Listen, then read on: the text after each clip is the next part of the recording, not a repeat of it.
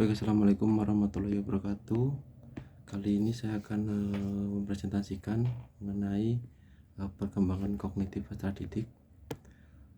Yang pertama, ada pengertian perkembangan kognitif.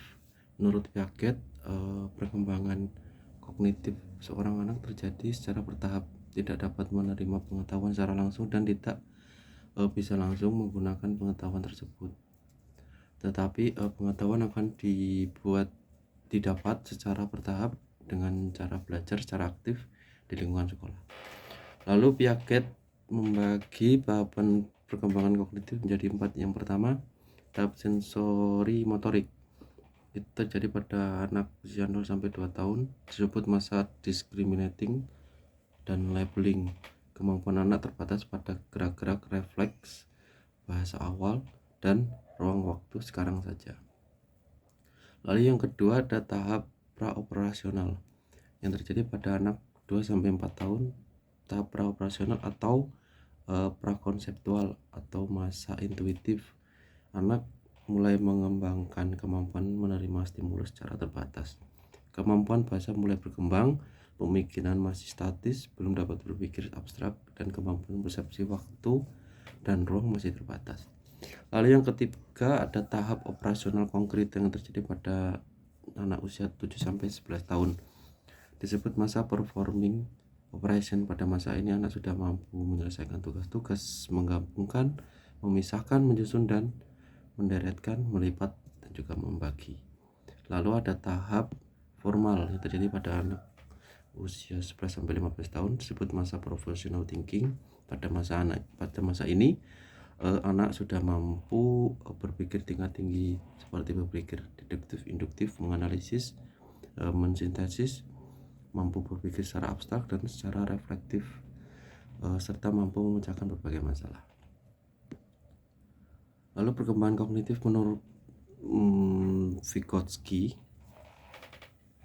lebih mengedepankan pada konsep sosiokultural, yaitu konteks sosial dan interaksi dengan orang lain dalam proses belajar anak. Dari pengertian di atas dapat disimpulkan bahwa kognitif atau pemikiran adalah istilah yang digunakan oleh ahli psikologi untuk menjelaskan semua aktivitas mental yang berhubungan dengan persepsi, pikiran, ingatan, dan pengolahan informasi yang memungkinkan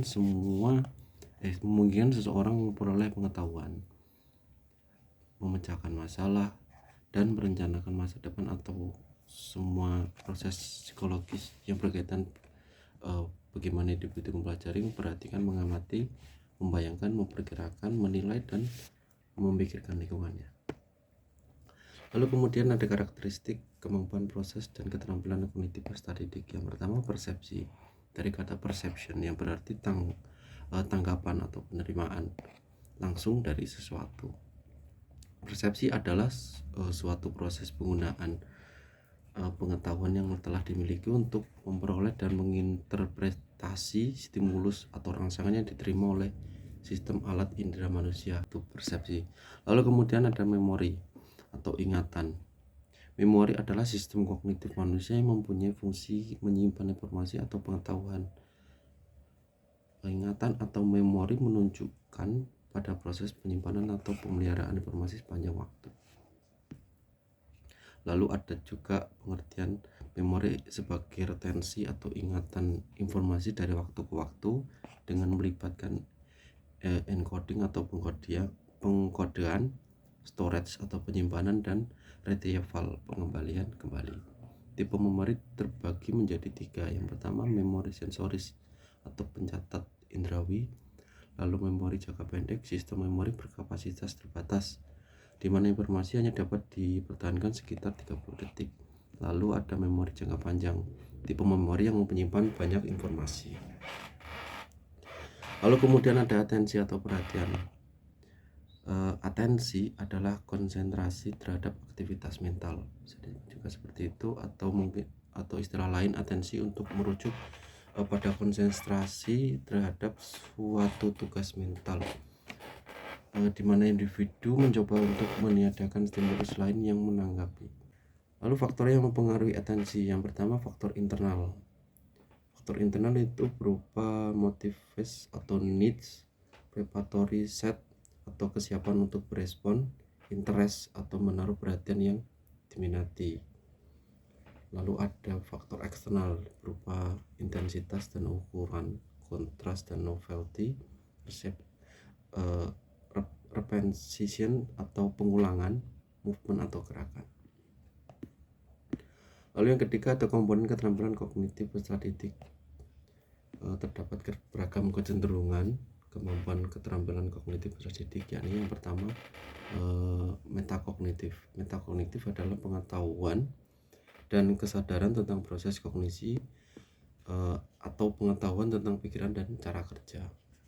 Metakognitif merupakan suatu kemampuan di mana individu berdiri di luar kepala dan mencoba untuk memahami cara ia berpikir atau memahami proses kognitif yang dilakukan dengan melibatkan komponen-komponen perencanaan, pengontrolan, dan juga evaluasi.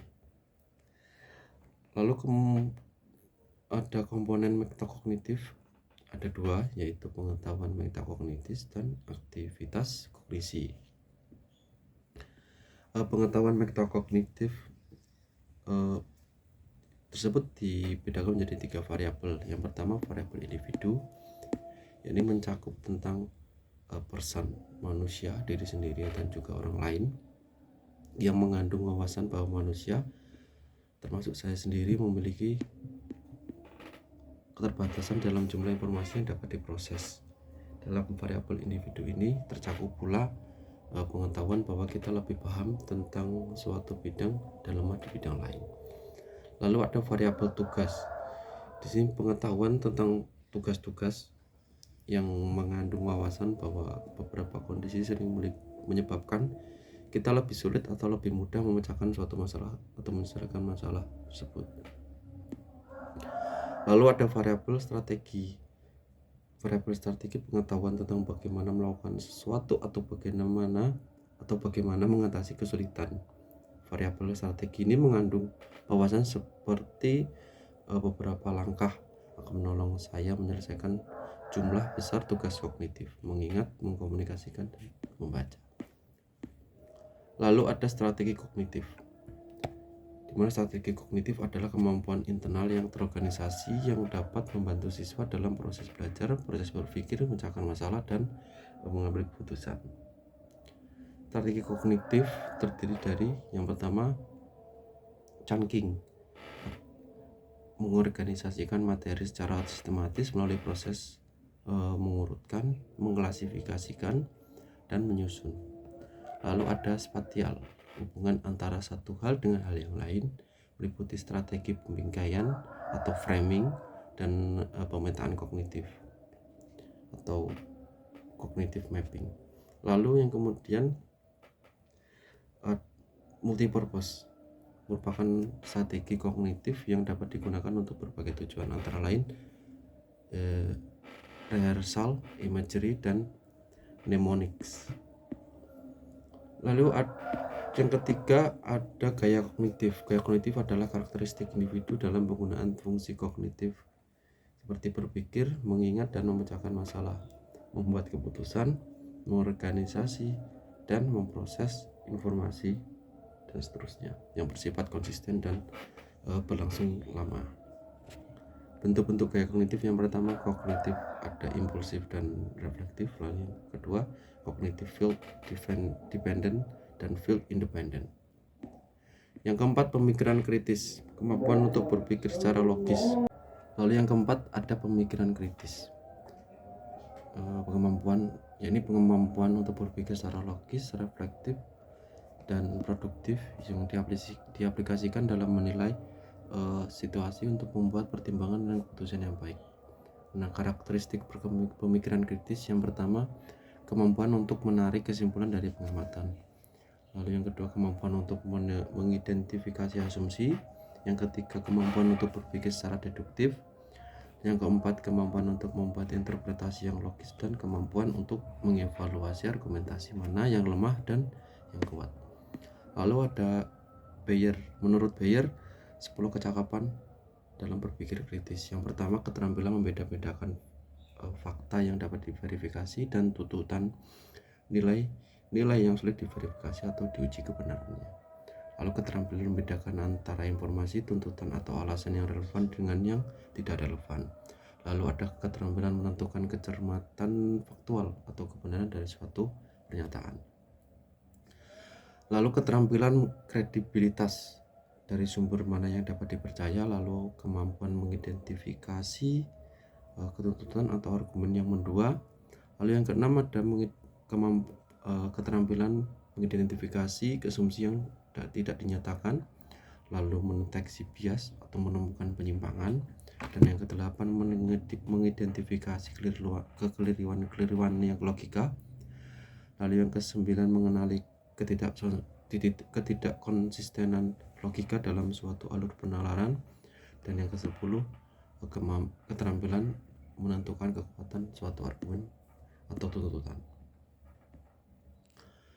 Kemudian faktor yang mempengaruhi perkembangan kognitif peserta didik. Yang pertama, faktor hereditas.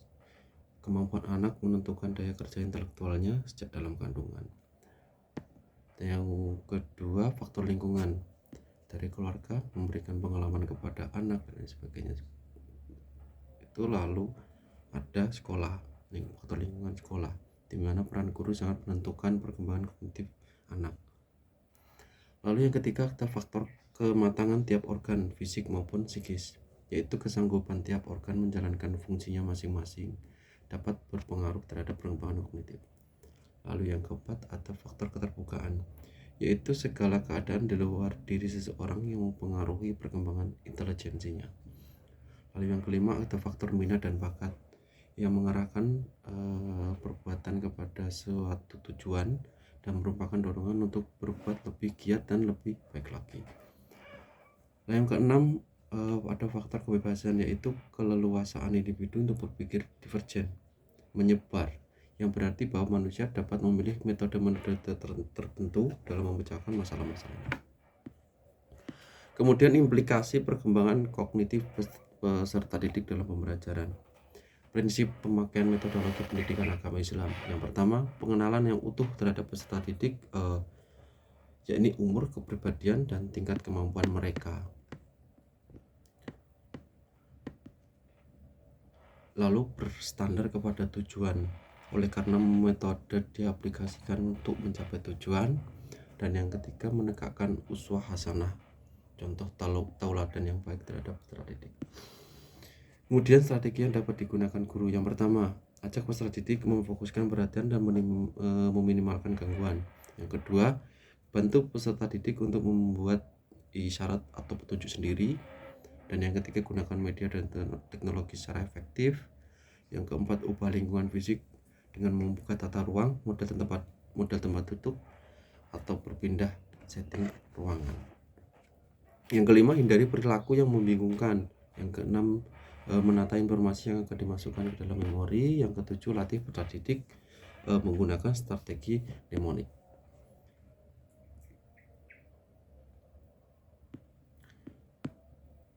Lalu upaya mengembangkan kemampuan kognisi peserta didik. Yang pertama, strategi belajar yang sesuai dengan kelompok usia. Dan yang kedua,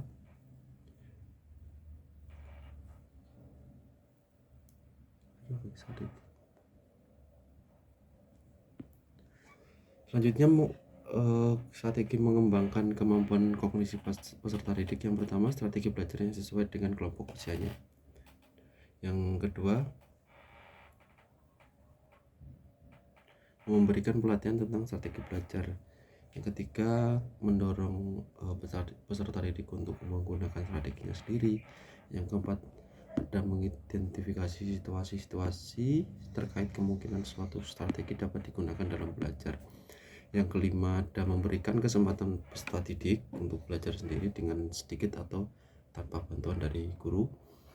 Yang keenam, memberi kesempatan kepada siswa untuk mengevaluasi belajarnya sendiri dan menolong dirinya sendiri mengembangkan mekanisme belajar yang efektif untuk dirinya sendiri.